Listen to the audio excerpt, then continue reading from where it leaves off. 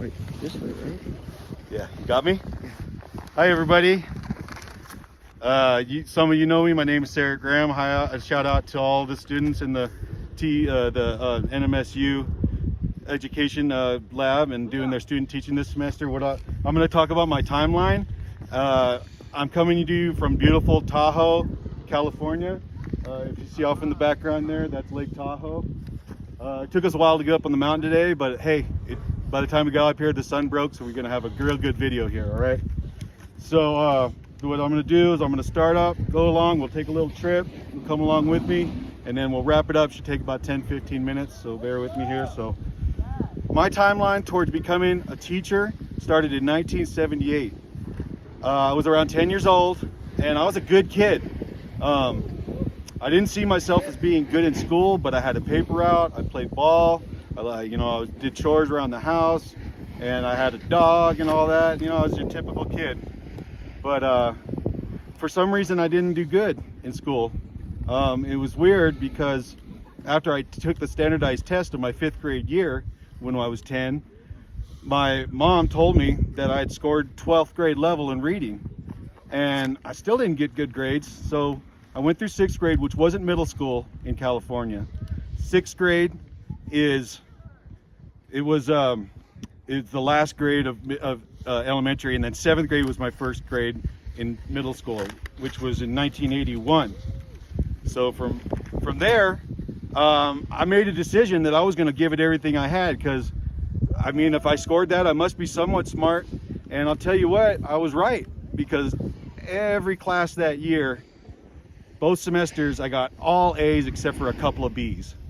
And so I was basically off to a pretty good start.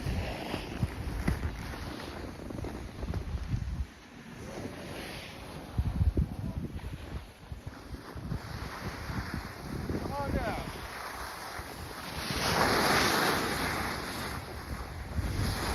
So, as I said, I did so good in 7th grade. Come 1982, they went ahead and I brought those report cards home, and there was something funny going on in my house. My parents were fighting.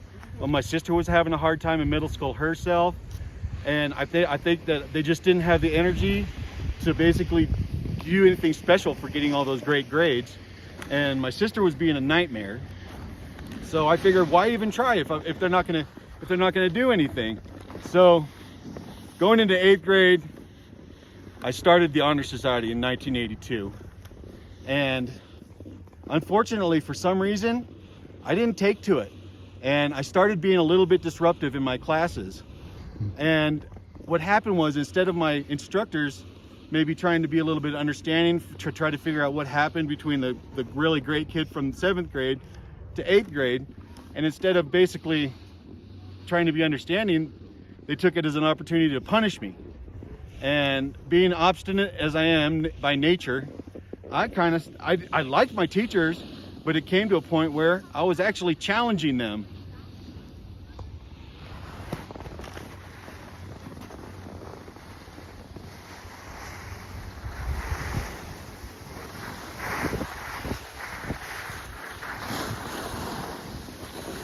So my whole 8th grade year, I was getting in trouble. Now cut to 1983, 9th grade started, and I was in rare form. I mean, I was really being an obstinate student and picking on teachers and making jokes of them, and I was getting the same treatment: punishment, punishment, punishment. So it got to the point where there was a staff meeting at the end of my first semester, before the second semester started. They brought in the staff, my teachers, the vice principal, and my parents, and they all sat down and talked to me. And not once did they ask or mention that I did great in 7th grade. They basically just talked about how awful I was, and sort of like threatened me by saying things like, well, what are you going to do with your life? Well, I said, I'm going to go into the Army. And guess what? By the end of that grade, by the end of 1984, I was put into what's called opportunity class. Now, that was the end of 9th grade. We're still in 1983, actually. And I was only in there for 2 weeks. Opportunity class is the classes where they put the kids you can't hack it in regular class because they can't keep their cool. Right away, I realized that wasn't for me, And then if I started identifying with those people, I could very conceivably end up in jail. So I promised the teacher I would do good. They put me in class, and I learned how to be good and not get in trouble. But something weird happened. I had totally given up on education in every way, shape, or form. So I was sort of like one of those lost students.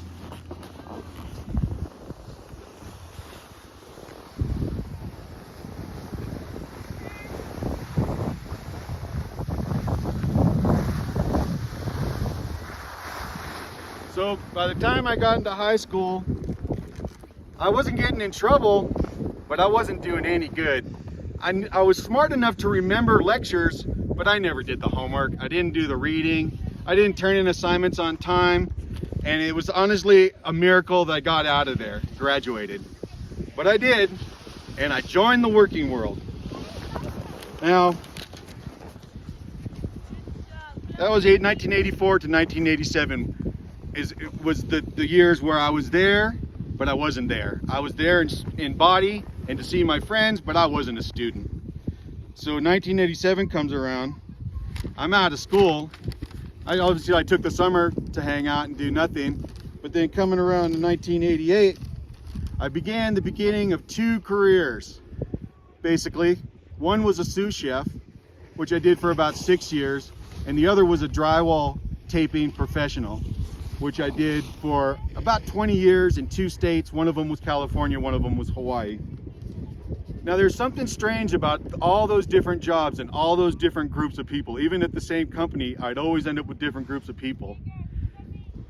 I would always tend to adopt whatever mentality it was of the people around me. And I think that's because I hadn't really applied myself in school and trained my mind to be doubtful about what you hear and to want to know things for yourself before you take on somebody else's opinion. Now that went on for years and years until I want to say one big event occurred. There was a big event that occurred when I was living in Hawaii in 2005. Now what happened was I was doing great at drywall. I was supporting myself. I had a house. Things were really going good. I had no plans to stop doing it. But I fell off a scaffold and I tore my rotator cuff horribly. And that changed everything.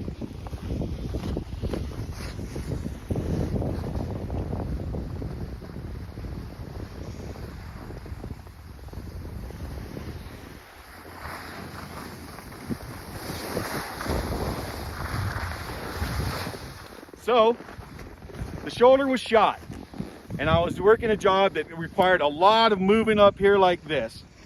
And I did it for another 8 years, but that's when another wonderful thing happened to me. Is I was in Hawaii and I met my son's mom, Barbara. And she was a highly educated person, come from a family of a bunch of college educated, a lot of teachers, and it was just a big family. And I discussed with her how I was my body was wearing out, and she just said, well, why don't you go to school? And I'm like, oh yeah, I mean, I thought about it. And she's like, well, what would you do? And I thought, I don't know, maybe I'll be a teacher. So that was the plan. So cut to, I sold my house. I quit my job, obviously. I sold all my stuff and I moved to New Mexico, right here in Las Cruces, where we do our school. And I started attending DACC at first. Now, I was more surprised than anybody when I got straight A's my first semester. I couldn't believe it. It wasn't a big semester, it was 12 credits, but that really put some wind in my sails. And another semester happened and I got on the Crimson Scholar list. And another semester happened and I had completed my undergraduate, or the half of the graduate requirements until you get to your core. And I had a choice to make, to either go down the teaching trail or to pick something else. So I actually picked something else. I picked communication disorders, and I did really good. I finished top of my class and got a little sash, the summa cum laude sash. And when I walked, and I was over the moon. To have an education had changed my life. I look back at the times when I'd been taking other people's opinions over my own, and it just my education to me is my most valuable possession.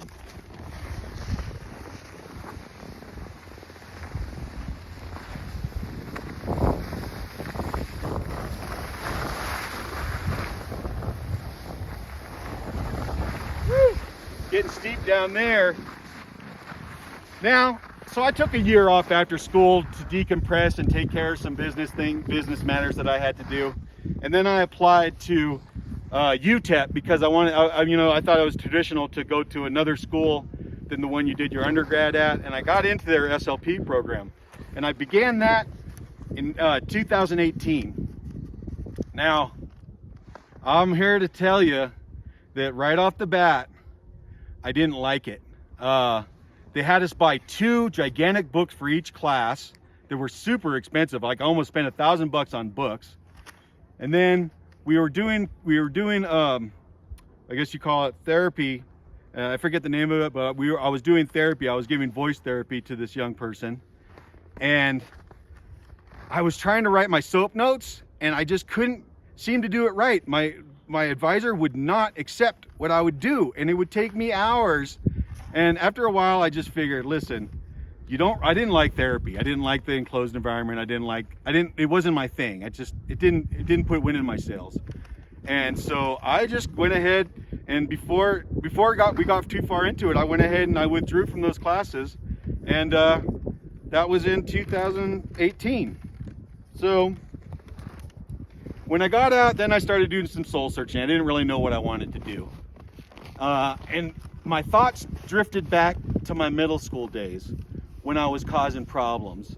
And I thought about, wow, what if they would have handled it different, and I'd have turned it around, and I would have been in school in my 20s, and then I would have had an opportunity to try everything if it didn't work out. But now I'm sort of under the gun. What am I going to do? So that brings us up to where we are now, basically, which is 2018. I joined the curriculum instruction with licensure program here at NMSU, and it's been taking me a while. Obviously, it's just 2022, so I took a year off. I had some surgeries that I needed to get that took me out, and I actually had a problem in my 515 class. I didn't get through it, and so here I am now. I'm a student teacher at Vista Middle School, and I'll tell you, I feel like everything, all the missteps, the bad decisions, the surgeries, the injuries, everything that I did led to this moment, and I feel like I'm in my zone working with young people in middle school English language arts. It comes down to this. When I was a kid, I didn't know how to dissect content and analyze it, and I was always scared about everything because, I mean, it's just like you guys today. You have your things. We had global warming. We had a hole in the ozone layer. We had gas crises and oil shortages. We had the AIDS virus that was the coronavirus of the day. Well, not quite as contagious, but just as scary. And I remember, if I would have been better at looking through content and finding things that gives me information about what scares me, it's not like I wouldn't be scared anymore, but at least I'd have more knowledge. And that's the message that I want to bring to the young people, is that knowledge is power. It's not power over the people around you like dominion, but knowledge is power to yourself, to help yourself search your heart and find what's true to you. So that concludes our action monologue, and looks like it's getting pretty steep down there. Why don't you guys watch me while my cinematographer trails me off. Bye for now. Hey, and happy skiing.